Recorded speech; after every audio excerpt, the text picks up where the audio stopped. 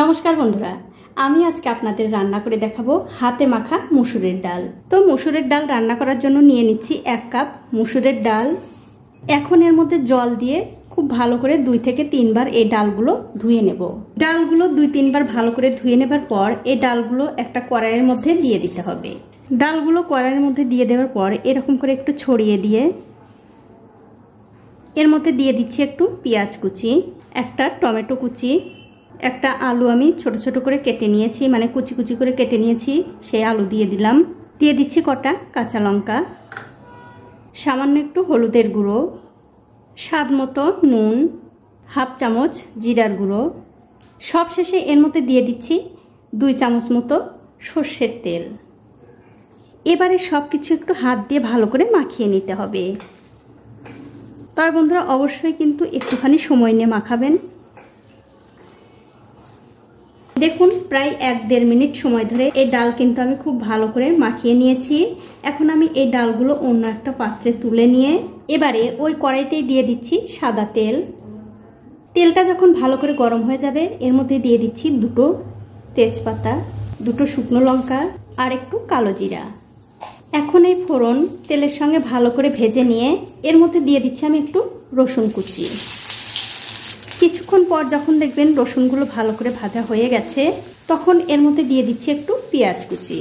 এবারে পেঁয়াজ আর রসুনটা আমি আবারও খুব ভালো করে ভেজে নেব।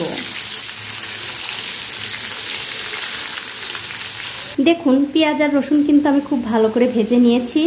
এখন এর মধ্যে দিয়ে দিচ্ছি আগে থেকে মাখিয়ে রাখা সেই ডাল। এবারে এই ডালগুলো পেঁয়াজ আর রসুনের সঙ্গে 2 মিনিট মতো খুব ভালো করে ভেজে নিতে হবে।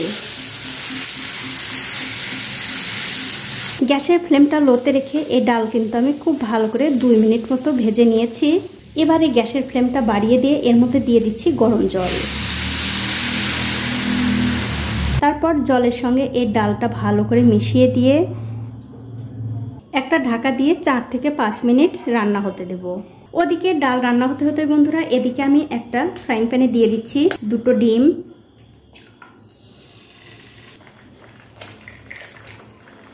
ডিমের মধ্যে দিয়ে দিচ্ছি সামান্য একটু নুন আর খুবই সামান্য পরিমাণে একটু গোলমরিচের গুঁড়ো।